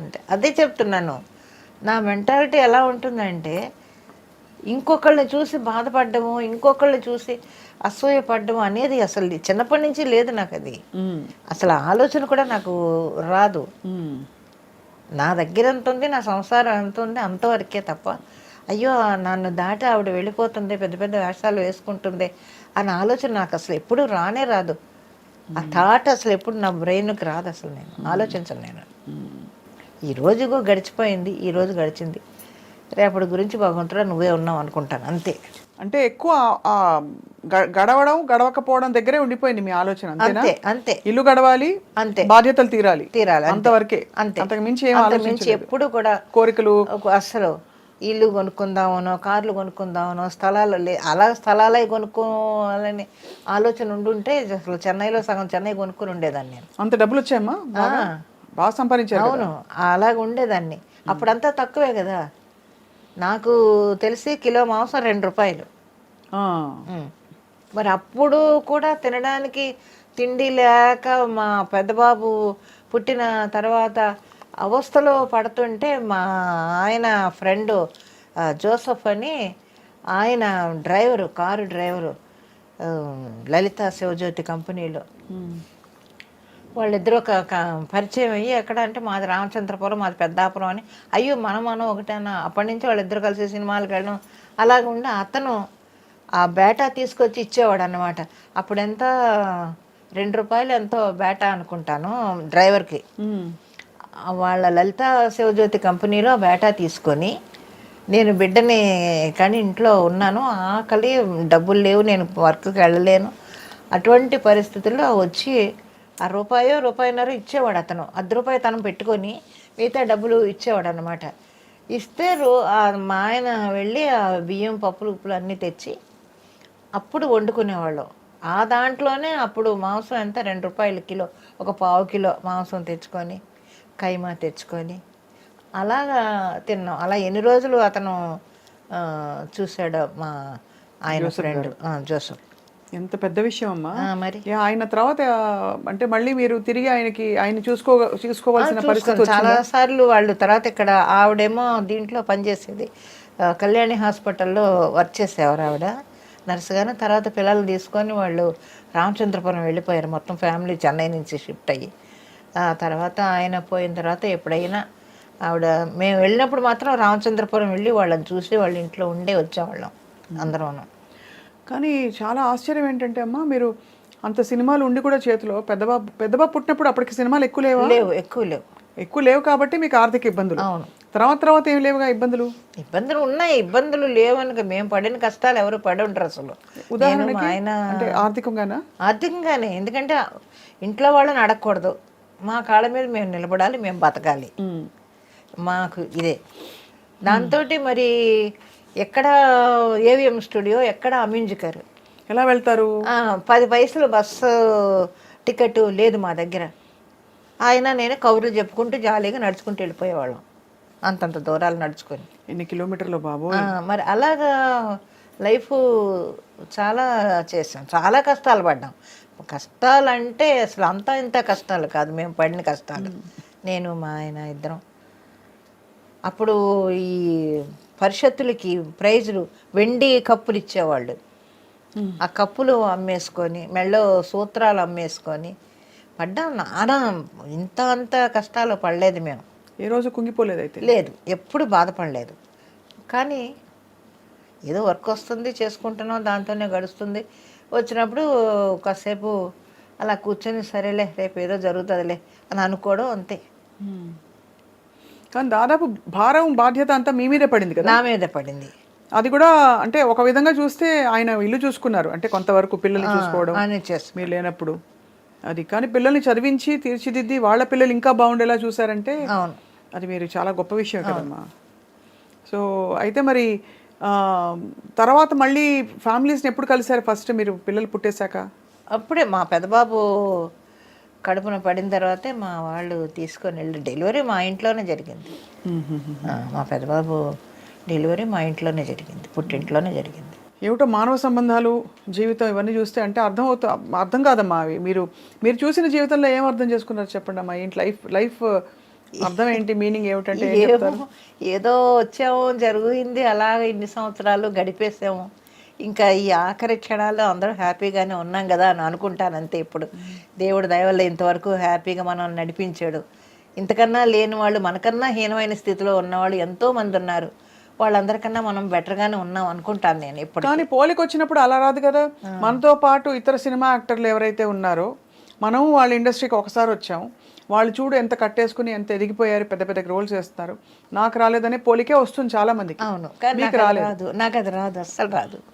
అంటే మీ సంస్కారం, మీ ఆత్మవిశ్వాసం, భగవంతుడి యందు మీకుండే విశ్వాసమే కదమ్మా. లేకపోతే అంతగా మీరు అన్నట్టు నిజంగా పుస్తలమ్ముకుని వెండి కప్పులు గెలుచుకున్న, కష్టంగా అపురూపంగా సంపాదించుకున్నవన్నీ అమ్మేసుకుని ఇంట్లో ఉండడం అంటే చాలా. ఇప్పుడు చెన్నైలో ఇల్లు ఉందమ్మా?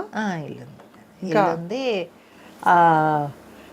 నేను ఇల్లు కట్టేటప్పుడే మా అబ్బాయికి చెప్పాను, ఊరే నాకు షోకేస్ కట్టాలని. మొత్తం షీల్డ్ అన్నీ అలాగుంటాయి. ఇంటికి వెళ్ళగానే ముందు ఒకసారి అలా చూసుకుంటారు సినిమాల్లో వచ్చిన షీల్డ్ అన్నీ. మీకు బెస్ట్ కొడుకు ఎవరు చెప్పండి సినిమాల్లో? అందరూ కొడుకులే, ఎవరో అని చెప్పలేము మనం. అందరూ బాగుంటారు, ప్రతి ఒక్కళ్ళు బాగుంటారు అమ్మాయ. అది వీళ్ళు బాగున్నారు బాగోలేరని కాదు, అందరూ కూడా తమిళ్ కానీ తెలుగు కానీ. ఒకసారి లెక్క పెడదామా. రజనీకాంత్ గారు, కమల్ హాసన్ గారు, మన సత్యరాజ్ గారు, విజయకాంత్. అన్యాయంగా వెళ్ళిపోయారమ్మా ఆయన. అవును, నాకు విజయకాంత్ గారు ఫస్ట్ షూటింగ్ అయిన తర్వాత అందరికీ బట్టలు పెడతారు అనేది ఆయన షూటింగ్లోనే చూశాను నేను. విజయకాంత్ గారు పెడతారా? అవును. ఆహా, ఎలా అమ్మా? టాప్ టు బాటం మొత్తం యూనిట్ అందరికీ బట్టలు పెడతాడు ఆయన షూటింగ్ లాస్ట్ డేని. అప్పుడే తెలిసి నాకు, ఓహో ఇలా ఇస్తారన్నమాట. సో అలా మీకు చీర పెట్టారా? ఇలా అలాగే లేని వాళ్ళకి అందరికీ కూడా కుట్టు మిషన్లు, ఈ సైకిళ్ళు, ఇవన్నీ చాలా హెల్ప్ చేసేవాడు. చూడండి ఎంత మహానుభావుడు ఆయన. ఎందుకమ్మా అంత తొందరగా వెళ్ళిపోవాలి? మరి ఆయన పార్టీ పెట్టారు. పుట్టినరోజు చాక్లెట్ మిఠాయి తీసుకొచ్చి లడ్డు ఇస్తున్నారు ఎవరో ప్రొడక్షన్ బాయ్స్. ఏంటి విశేషం అంటే, కెప్టెన్ పొరందనాళమ్మా అన్నారు.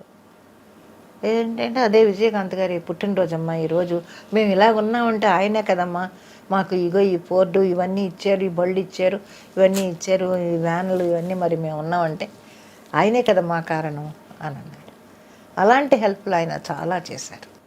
తెలుగులో ఎవరమ్మా మీకు బాగా ఇష్టమైన కొడుకు? అందరూ ఇష్టమే, ఎవరు ఒకళ్ళు ఇష్టం ఒకళ్ళని ఎవరని మనం చెప్పగలము. ప్రతి ఒక్కళ్ళు, ప్రతి ఆర్టిస్టు నాకు ఇష్టమే. ఎవరని వీళ్ళు ఎక్కువ ఇష్టమా వీళ్ళు కాదా అని నేను చెప్పలేను. అదే చెప్తున్నాను, నా మెంటాలిటీ ఎలా ఉంటుందంటే ఎక్కువ క్లోజ్గాను ఉండను, అలాగని దూరంగాను ఉండను. నేను ఎంతవరకు ఉండాలో అంతవరకే ఉంటాను. కానీ మీ చుట్టూ ప్రపంచంలో చాలా చూసుంటారు కదా మీరు తొణకకుండా ఇలా ముందరికి తల ఉంచుకుని తల దించుకుని వెళ్ళిపోయినా కూడా చుట్టూ ఉండే ప్రపంచం చాలా రకాల కథలు, చాలా రకాల ఉదంతాలు జరిగిపోతూ ఉంటాయి. అప్పుడు మీరు స్పందించేవారా? కోపం వచ్చేదా? మీకు బాధ వచ్చేదా? అంటే ఫలానా వాళ్ళు సావిత్రి గారి గురించి మాట్లాడతారు, చాలామంది హీరోయిన్ల జీవితాలు, జిక్కీ గారి జీవితం మాట్లాడతారు, కానీ మాట్లాడినప్పుడు మనం ఏం చేయలేం కదా, మనం మాట్లాడలేం, మనం తిరిగి మాట్లాడలేం, మాట్లాడకూడదు కూడా. నోరు మూసుకొని ఊరుకున్నంత ఉత్తమం లేదనుకుంటాను నేను. ఎందుకంటే దానివల్ల ఇంకా లేనిపోయిన తలకాయ నొప్పులు. అనవసరంగా ఎందుకు మాట్లాడతారు, అనవసరంగా ఎందుకు వీళ్ళందరూ ఇలాగ లేని అన్నీ బయటకు లాగుతారని బాధపడతాను. నాలో నేనే బాధపడతాను తప్ప అది ఇంకొకరితో పంచుకోను నేను ఎప్పుడూను. ఎందుకు వీళ్ళకి అయిపోయింది జరిగిపోయిన దాని గురించి వీళ్ళు మళ్ళీ తవ్వుకుంటారు ఎందుకు అనుకుంటాను తప్ప నేను ఇంకెవరితోటి దాని గురించి డిస్కస్ చేయను అసలు నేను. ఇప్పుడు మీరు అవుట్డోర్కి వెళ్ళినప్పుడు ఎలా హ్యాండిల్ చేసేవారమ్మా? మీరు వేరే ఊరికి వెళ్ళినప్పుడు షూటింగ్స్కి అలా ఉండేవి కదా, చాలా సందర్భాలు ఉండుంటాయి కదా. మరి పిల్లలు ఇంట్లో మీ వారు ఆయన ఎక్కడ ఒప్పుకొని పంపించేవారు? అంటే చాలా చోట్ల పెళ్ళైన వాళ్ళకి ఈ ఫెసిలిటీ ఉండదు. అంటే ఇంట్లో భర్తలు చెప్పలేం కదమ్మా, కొంతమంది వద్దు అక్కర్లేదు అనొచ్చు, కానీ ఆయన గొప్ప మనసు అయింది. మిలిటరీ అయినా కూడా మా ఆయన ఇదిగానే ఉండేవాడు, హ్యాపీగానే అవుట్డోర్లో వెళ్ళి వచ్చేసింది.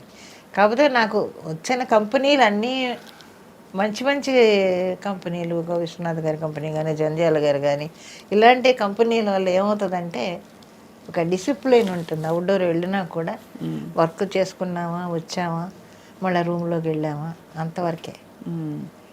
వర్క్ అయిపోయిందా హ్యాపీగా ఇంటికి పంపించేసేయడం. ఇది మరి స్త్రీలకి సురక్షితమైన ప్లేస్ కాదంటారు ఇండస్ట్రీ, మీరు ఒప్పుకుంటారు అలా? ఏమోనమ్మా, నాకు అంత దూరం నేను ఆలోచించలేదు ఎప్పుడూ. ఆలోచన కూడా రాదు నాకు, ఎందుకంటే చెప్పాను కదా, ఒక చిన్న జీవితం అక్కడ అలా గిరిగీసుకొని ఆ గిరిలోనే నేను ఉన్నాను తప్ప అది దాటి ఎప్పుడు బయటికి వెళ్ళను. ఒక్కటి మాత్రం నేను చెప్తానమ్మా, ఏదైనా కూడా మన ఇష్టం లేనిదే ఎవడు మనల్ని ఏం చేయడు. ప్రపంచంలో అంతే, అది మన ఇష్టం లేనిదే ఎవడు మన దరిదాపులకు రాడు. ఇప్పుడు వాడు అలా వచ్చినాడు, మనం కళ్ళు ఎరచేసి అలా చూసిన వాడు అక్కడే ఉంటాడు, ఒక అడుగు ముందుకు రాడెవడోను. ఒకవేళ మన మీద ఇష్టం లేదనుకోండి, వాడి సర్కిల్లోనే మనల్ని వేరు పెడతాడు తప్ప ఇండస్ట్రీ మొత్తం చెప్పలేడు కదా. అవును, ఇండస్ట్రీ మొత్తం పబ్లిసిటీ చేసి ఈవిడ అలాగే ఇలాగని చెప్పుకోలేడు కదా. కరెక్ట్. వాడి పరిధిలోనే వాడు మనకి వేషాలు ఇవ్వడం, అంతవరకే. అంతే తప్ప ఎవరు మనల్ని ఏం బట్ వాడి పరిధిలో వేషాలు ఇవ్వడానికి కూడా ఒక విధమైన హింసే అమ్మా అది. ఎందుకంటే ఎవరో నేను చెప్పినట్టు నువ్వు చేయకపోతే నీకు ఇవ్వని వేషాలు అంటే అది తప్పే కదమ్మా. తప్పే ఏమైనా ఇంకంతే, అంతటితో ఆపేయడం ఇంకంతే, దాని గురించి ఆలోచించకూడదు ఇంకా. ఇప్పుడు ఎవరైనా కూడా మన ఇష్టం లేనిదే ఎవరు మన దరిదాపులకు రారు. అది మాత్రం నాకు బాగా అనుభవం. చూసి ఇలా కళ్ళు ఎరచేస్తే అక్కడే ఆగుతాడు వాడు, ఎందుకు ముందుకు వస్తాడు అంతే. దాన్ని తప్ప మనం ఏం చేయలేము. ఎవరు మనల్ని వేలు పెట్టి చూపించేంత పరిస్థితి మనం తెచ్చుకోం కదా. చాలా జీవితం చూస్తారమ్మా మీరు. అంటే అఫ్ కోర్స్ మీ వయసుకి తగ్గట్టే మీరు చూశారు, అయినప్పటికీ చాలా లోతుగా జీవితం సారం అర్థం చేసేసుకున్నారు మీరు. అయితే ఇప్పుడు వెబ్ సిరీస్లు, టీవీ సీరియల్స్ అన్నీ చేస్తారు కదమ్మా మీరు. ఏంటి మీకు బాగా హ్యాపీనెస్ ఇచ్చే విషయం ఏంటి? Job satisfaction. మంచి క్యారెక్టర్ వేసాము. అవును, జనంలోకి రోజు వెళుతుంది క్యారెక్టరు. మా పేర్లు, అసలు పేర్లు మర్చిపోయి క్యారెక్టర్ పేర్లతో పిలవడం, అలాగా జనం మమ్మల్ని రిసీవ్ చేసుకోవడం, మంచి మంచి క్యారెక్టర్స్ పడుతున్నాయి. మరి అంకుల్ అమ్మా లేరు, ఆయన పోయి 97లోనే పోయారు ఆయన. అయ్యో, మీరు ఒంటరి అయిపోయారు తర్వాత. పిల్లలతోటే కదా? పిల్లలే నా జీవితం, నా మనవలు, నా మనవరాళ్ళు, వాళ్ళతోటి జరిగిపోతుంది. 97 అంటే చాలా ఏళ్ల క్రితం అమ్మా. 25, 26 ఏళ్ళు, 27 ఏళ్ల క్రితం. మరి అప్పటి నుంచి మీరు ఎప్పుడు ఆయన జ్ఞాపకాలా మీకు ఉంటాయి? జ్ఞాపకాలు అంటే ఎందుకంటే 15వ ఏట ఆయనతో ప్రయాణం మొదలు పెట్టారు. ఎలా చనిపోయారమ్మా?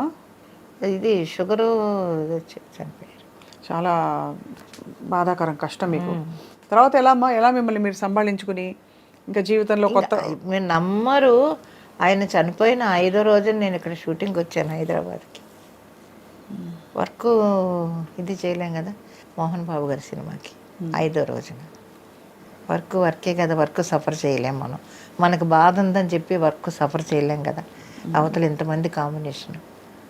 5వ రోజునే వస్తే గబుక్కుని మా తమ్ముడు వైఫ్ బయలుదేరే రోజున అలా వెళ్ళకూడదని ఇంటికి తీసుకొని వెళ్ళి ఒక చీర పెట్టి అప్పుడు పంపించింది. వాళ్ళు దేని గురించి ఎప్పుడూ ఆలోచించలేదు, ఏదో జరిగిపోతుంది. కష్టం వచ్చిందా కాసేపు అలా కూర్చొని కళ్ళు మూసుకొని కాసేపు ప్రేయర్ చేసుకుంటాను. నేను ఫస్ట్ చేసుకునేది ప్రొడ్యూసర్లు అందరూ బాగుండాలి అనుకుంటాను నేను. ఎందుకంటే ప్రొడ్యూసర్ లేదే మనం లేము. సో డెఫినెట్గా మంచి ప్రతి ప్రొడ్యూసరు హ్యాపీగా ఉండాలి, అతని కింద ఇన్ని కుటుంబాలు బతుకుతున్నాయి కదా అని అనుకుంటాను నేను. అందుకని ప్రొడ్యూసర్ చల్లగా ఉండాలని కోరుకుంటాను నేను ఎప్పుడు. ఇంకా మీరు మరి ఇన్ని క్యారెక్టర్ వేసేసారు కాబట్టి వర్క్ సాటిస్ఫాక్షన్ కూడా చూసేశారు, మెమెంటోలో అవార్డులు చూసేశారు, కావాల్సిన వాట్ ఎవర్ డబ్బులు అవి చూసేశారు. ఇప్పుడు మీరు ఎంచుకోండి, మీ క్యారెక్టర్ మీరు రాసుకోండి అంటే ఎవరి పాత్ర వేస్తారు? ఎలాంటి పాత్ర వేయదలుచుకున్నారు? ఎలాంటి పాత్ర అంటే దాన్ని ఉదాహరణకి నేను చెప్తాను, అమ్మని ఎలా చూడాలనిపిస్తుందో. మిమ్మల్ని మంచి ఒక కలెక్టర్, ఒక డడడన్ మెట్టు దిగుతూ ఫాస్ట్గా వచ్చి కాటన్ చీర కట్టుకుని హైనెక్ బ్లౌజ్ వేసేసుకుని అలాంటి క్యారెక్టర్లో అమ్మని చూడాలి నాకు. అది మీ ఆలోచన. ఏ క్యారెక్టర్ అంటే నా ఆలోచన. మీ ఆలోచన చెప్పండి. బాగా ఓల్డ్ క్యారెక్టర్, బాగా ముసీలుది అయిపోయి వణుకుతూ వచ్చి అలాంటి ఒక క్యారెక్టర్ ఆ గెటప్లో ఎలా ఉంటారని నేను ఆలోచిస్తున్నాను. అది మన ఇద్దరికి డిఫరెన్స్ చూడండి మరి. అదే కానీ మీకు అలాంటి క్యారెక్టర్ కష్టం అమ్మా. మీరు ఎందుకంటే ఎప్పుడు యంగ్, ఎవర్ గ్రీన్, డైనమిక్గా కనిపిస్తారు. మీ వయసుకి మీకు అసలు సంబంధం లేదు, అలా ఉన్నారు మీరు. కాబట్టి ఆ క్యారెక్టర్ అఫ్కోర్స్ నటిస్తారులేండి, కానీ చెప్తున్నాను. కానీ మీరు మంచి డైనమిక్ రోల్స్లో ఇంత ఇండిపెండెంట్ అమ్మా. ఫస్ట్ థింగ్ ఈ తరం నేర్చుకోవాల్సింది మిమ్మల్ని చూసి, మీరు ఆ తరానికి సంబంధించి కూడా ఎంత ఇండిపెండెంట్ డెసిషన్స్ తీసుకున్న డెసిషన్కి కట్టుబడి ఉన్నారు. పారిపోలేదు కదా, కష్టం రాగానే అమ్మో పిచ్చి పని చేశానే, ఎందుకు వచ్చాను దేవుడు అని వెళ్ళిపోలేదు. ఎంత కష్టం వచ్చినా అక్కడే నిలబడి పోరాడారు, అత్యాసలకు పెట్టుకోలేదు. ఎన్ని విషయాలు నేను నేర్చుకోవాల్సినవి మీ లైఫ్ నుంచి. అండ్ ఎప్పుడు ఏది మరీ టూ మచ్గా డీప్గా వెళ్ళిపోయి చేయలేదు. సరే, ఒక జీవితాన్ని నమ్ముకున్నారు, దాన్నే మీ లైఫ్గా మార్చుకొని మీరు ఇప్పుడు అదే భక్తిలో ఉన్నారు మీరు. సో ఎంత గొప్ప విషయం అమ్మ. మీ వంటకాలు చాలా బాగుంటాయి, చూశాను. ఎవరు నేర్పించారు మీకు వంట? ఎవరు నేర్పించలేదు, నేను ఇంట్లో చేసుకోవడమే. మీ బెస్ట్ రెసిపీ ఏంటి చెప్పండి? నేనేం చూశానంటే పప్పు చూశాను ఆ మధ్య, ఇంకేంటి పులిహోర ఒకటి లాంటిది ఒకటి పెట్టారు. అది చాలా బాగుంటుందండి ఓయ్ అని గలగలా మాట్లాడుతూ ఇలా చేయండి అలా చేయండి అని. జనాలకు అది ఒకటి నచ్చింది. అంటే న్యాచురల్గా మామూలుగా మన ఇంట్లో చేసుకున్నట్టే చేస్తారండి మీరు గబగబాను. ఇవన్నీ ఉన్నాయి అన్ని పెట్టండి ఇన్ని పెట్టండి ఈ కొలతలు అవి ఉండవు అని అంటుంటారు. సోదు ఉండదు అసలు. ఆ, అంటే మామూలుగా ఏదో ఎక్కువసేపు చూపిస్తారు దాని గురించి చెప్పి చెప్పి, అలా కాకుండా చూసి వెంటనే ఆకట్టుకుంటుంది. ఆ కూర ఫుల్ వండి ఇదిగో చూసారా ఎంత బాగుందో అని, అది కమ్మగా ఉడికి రెడీగా ఉందని. అయితే అమ్మ ఇంటికి వెళ్దాం ఒకరోజు భోజనానికి. మనం మీరు రండి, పిలిచినా రండి, పిలవకపోయినా తప్పకుండా రండి. వచ్చేస్తాం. నా ఇంటికి కాదు నా రూమ్కి. మీరు ఇల్లంటే మళ్ళీ చెన్నై. ఇప్పుడు ఇక్కడే ఉంటున్నారమ్మా హైదరాబాద్లో? అంటే ఇవాళ పొద్దున్నే వచ్చాను ఊరి నుంచి. ఓకే. వచ్చి చెన్నై గ్యాప్ ఉంటే చెన్నై వెళ్ళిపోతాను. ఉమ్, ఇక్కడ ఉండను నేను. షూటింగ్ లేకపోతే చెన్నై వెళ్ళిపోతాను. ఉమ్. ఇప్పుడు ఎన్ని రోజులు వర్క్ ఉంటుంది మీకు పర్ మంత్? ఉంటుంది, షూటింగ్స్ ఉన్నాయి కదా. అందులో ఈ మధ్య ఎక్కువ ట్రావెల్ చేయలేకపోతున్నాను నేను. అందువల్ల షూటింగ్ ఒక 4-5 రోజులు గ్యాప్ ఉన్నా కూడా నేను వెళ్ళటం లేదు. పిల్లలు కూడా పెద్ద పిల్లలు అయిపోయారు, ఎవరి జాబులు వాళ్ళు పరుగులు పెడుతున్నారు. పొద్దుట లేచి ఏం చేస్తారమ్మా పిల్లలు ఇప్పుడు? వర్క్ చేసుకుంటున్నారు అందరూ. మా పెద్ద మనవడు షిప్లో ఇంజనీరు ఒకడు, ఇంకొక మనవడు చెన్నైలోనే వాడు ఇంజనీరు. నా మనవరాలు టీచరు, తను ఫ్రెంచ్ టీచరు, సింగపూర్లో ఉంటుంది. ఇంకొక అమ్మాయి పోర్ట్ కంపెనీలో వర్క్ చేస్తుంది. ఇప్పుడు చిన్నది ఎగ్జామ్, ఇవాళ ఎగ్జామ్ రాస్తుంది. దానికి జాబ్ కూడా వచ్చేసింది ఆల్రెడీ. అందరూ ఆ ఘనత అంతా జానకమ్మదే. ఏముంది, దేవుడు ఉన్నాడు వెనకాల. ఎంతమంది పిల్లల్ని సెటిల్ చేశారమ్మా, మాట్లాడారు చెప్పండి. అంటే మీలోని స్త్రీత్వం ఎక్కడా కోల్పోకుండా మీరు ఒక పురుషుడిలాగా నడిపించారు ఇంటిని. అంటే మనం మామూలుగా అదే కదా చెప్తారు మనకి చుట్టూ, కానీ ఎక్కడా మీరు పొందిగ్గానే ఉన్నారు. ఎక్కడా డామ్ డూమ్ డిష్ అని అవేమి ఎక్కువ సాధికారతలు ఏమి చాటుకోకుండా చాలా మామూలుగా. ఇప్పుడు ఎక్కడన్నా నేను బజార్లో కనపడినా ఎవరు ఆశ్చర్యపోవాల్సిన పని లేదు. భుజాన సంచి తగిలించుకొని ఆ మధురానగర్ అంతా తిరిగేస్తూ ఉంటాను. కూరగాయలు కొనుక్కుంటూ ఆ షాప్కి వెళ్ళి, లేకపోతే ఇక్కడికి వెళ్ళి మెడికల్ షాప్కి వెళ్ళి, ఆ మార్కెట్, ఆ మెయిన్ రోడ్లో మార్కెట్కి వెళ్ళి తిరిగేస్తూనే ఉంటాను. అందరూ గుర్తుపట్టి బాగా ఫోటోలు తీసుకుంటుంటారే? లేదు, అడగరు. అడిగితే ఇప్పుడు మార్కెట్ కదండి అంటే సరే అమ్మా అని వెళ్ళిపోతూ ఉంటారు. అయితే మామూలుగా చాలా మామూలుగా తిరిగేస్తుంటాను నేను. అయితే మీకు ఎన్ని చీరలు ఉంటాయమ్మా మొత్తం? మీకు చీరలు పిచ్చుందా? పిచ్చి లేదు, ఇష్టం వరకు ఉంటే చాలంతే. ఇప్పుడు దీనికి వచ్చి ఈ సీరియల్స్కి కొనాల్సిన చీరలు చూస్తే ఉన్నాయి. మీరే కొనుక్కోవాలా?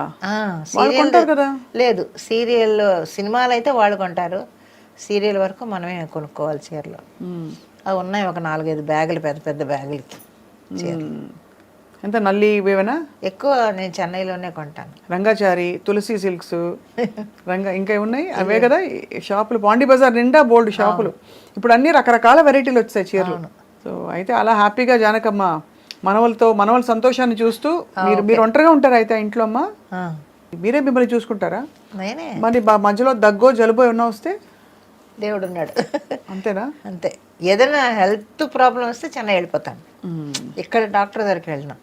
ఏదైనా దగ్గు జలుబు లాంటిది అయితే పక్కన ఆయన గాంధీ గారు అని ఉన్నారు, డాక్టర్ గారు. ఆయన మెడిసిన్ ఇస్తే తొందరగా తగ్గిపోద్ది. ఆయన మీద కూడా నాకు ఎక్కువ నమ్మకం. ఒక డోసు ఇవ్వగానే వెంటనే నార్మల్కి వచ్చేస్తుంది. ఇంకా మించి ఏదన్నా టెస్ట్లు గిస్ట్లు అంటే చెన్నై వెళ్ళిపోతాను. అస్సలు ఇక్కడ షూటింగ్ లేనప్పుడు కాలక్షేపం ఇంట్లోనే నాకు అదే కాలక్షేపం. టీవీ చూసుకుంటూ, లేదు టీవీ కూడా పగలు పెట్టుకొని ఏదో సాయంత్రం కాసేపు పెట్టుకుంటాను. అది సర్దుకోవడం, ఈ బట్టలు తీసుకుని మళ్ళీ మడతలు పెట్టుకోవడం, మళ్ళీ వేసుకోవడం, ఇవే చేస్తుంటాను. ఇంట్లో ఉన్న ఒక్క రూమ్నే అక్కడక్కడే తిరుగుతూ ఉంటాను. మీరు సర్దుకోవడం రెండు అంతే కదా? ఇంట్లోనే అక్కడ ఆ రూమ్లోనే సర్దుతూ ఉంటాను. ఇవాళ పొద్దున్న వచ్చాను, రూమ్ అంతా సర్దాలే అని పడేశాను. ఇప్పుడు చూస్తే పిచ్చిగా ఉంది. ఇప్పుడు ఇంటికి వెళ్ళి మళ్ళీ రేపు పొద్దున్న షూటింగ్ అన్నీ తీసి పెట్టుకొని మిగతా సర్దుకోవాలి. చాలా బాగుందమ్మా. అసలు ఒక పోలిక ఏంటంటే అంజలిదేవి గారు హార్మోనిస్ట్, ఒక ఆయన హార్మోనియం వాయించే ఆదినారాయణరావు గారిని అప్పుడు ఆయన ఇష్టపడి చేసుకున్నారు. మీరు అలా మీ వారిని ఇష్టపడి చేసుకుని ఆ జీవితాన్ని అలా కొనసాగించి దాదాపు ఇప్పుడు చూసే వాళ్ళందరూ ఇన్స్పైర్ అవుతారు, ఇష్టపడిన వాళ్ళే చేసుకోవాలి లైఫ్లో అని. అది కాబట్టి చాలా గ్రేట్ లైఫ్ అమ్మా మీది. చేసుకుని ఉండాలి, అది మెయిన్. అది కష్టాలు పడినా కూడా, దెబ్బలాడుకున్నా, కష్టాలు పడినా, ఏం పడినా కూడా చివరి వరకు ఉండాలి. అదే లైఫ్. పిల్లల కోసమనో లేకపోతే వాళ్ళ కోసమనో ఇద్దరు కలిసి ఉన్నప్పుడే ఆ లైఫ్ ఆనందంగా ఉంటుంది తప్ప ఒకరోజు కాకపోయినా ఇంకో రోజైనా హ్యాపీగా ఉంటారు కదా. అలా కాకుండా నీ మటు నువ్వు వెళ్ళిపో, నా మటు నేను వెళ్ళిపోతా, ఇంకా లైఫ్ ఉండదు ఇంకా. అవును. అలా పురపచ్చాలు వచ్చాయమ్మా మీ మధ్య, మీ ఇద్దరి మధ్య? వస్తూ ఉంటాయి భార్యాభర్తలు అన్న తర్వాత రాకుండా ఎలా ఉంటాయి. అది పెద్ద ఏముండవు, చిన్న చిన్నవి వస్తూ ఉంటాయి, మళ్ళీ మామూలే అంతే. ఏదో చిన్న చిలిపి తగాదాలాంటి ఏదో వస్తూ ఉంటాయి. ఆయన అరిస్తే నేను అరుస్తాను, నేను అరిస్తే ఆయన అరుస్తాడు అంతే. మళ్ళీ సాయంత్రం మళ్ళీ మామూలు, మళ్ళీ ఇంటి రాగానే మళ్ళీ పెట్టు అన్నం తిను అది తిని అంతే. మరియు ఊహోనే పెద్ద గొడవలు ఎప్పుడూ రాలేదు మా మధ్య. చాలా వెరీ వెరీ ఇన్స్పైరింగ్ స్టోరీ అమ్మ మీది. అంటే కొన్ని ఇంటర్వ్యూస్లో చూసాం కానీ ఇలా డైరెక్ట్గా కలిసి మాట్లాడితేనే అసలు ఏమిటో అర్థమవుతుంది. ఏంటి జానకమ్మ ఇంత క్వైట్గా ఉంటారు ఎప్పుడు అని. ఎక్కువ ఏమీ మిమ్మల్ని కాంట్రవర్సీస్లో చూడలేదు, వివాదాల్లో ఇరుక్కోరు ఎప్పుడు, మీ పాటికి మీరు ఉంటారు అంతే. అంతే. మళ్ళీ అంటూ జన్మ ఉంటే మీరు మిలిటరీ వాళ్ళనే చేసుకుంటారా, సినిమాల్లోనే నటిస్తారా, జానకమ్మగానే పుడతారా?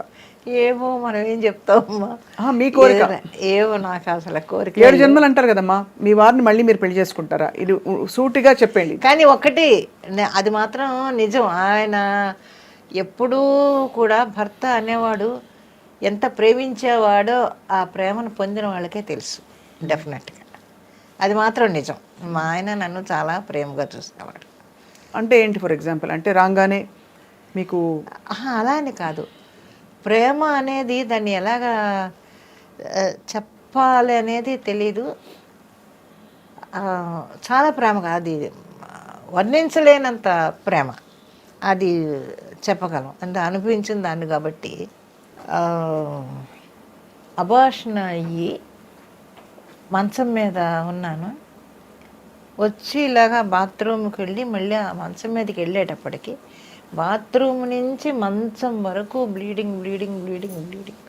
మీకు మొత్తం తుడిచి క్లీన్ చేసి నన్ను తీసుకొని వెళ్ళి శుభ్రంగా అంతా కడిగి మళ్ళీ అన్నీ శుభ్రంగా బట్టలు మార్చి ఆ రూమ్ అంతా క్లీన్ చేసి ఏ మగాడు ఎవడ చేస్తాడు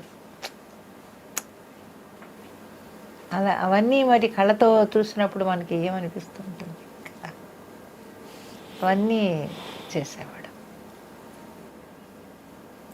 ఇప్పటికీ పడుకుంటే చనిపోయినా కూడా నాకు అది కళా నిజమా అని అనిపిస్తూ ఉంటుంది.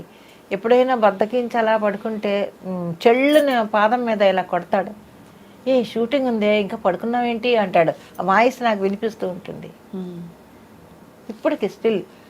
ఏంటి షూటింగ్ ఉంది ఇంకా పడుకున్నావేంటి లే అంటాడు. అప్పుడు గబుక్కుని లేదు చూస్తాను అసలు నేను ఎక్కడ ఉన్నానా అని. అలాంటివి చాలా జరుగుతుంటాయి నాకు. సిగరెట్ కాల్చేవాడు, ఎప్పుడైనా నా రూమ్లో సిగరెట్ వాసన వస్తుంటుంది ఇప్పటికి. సిగరెట్ వాసన ఎక్కడ వస్తుందబ్బా అనుకుంటాను నేను.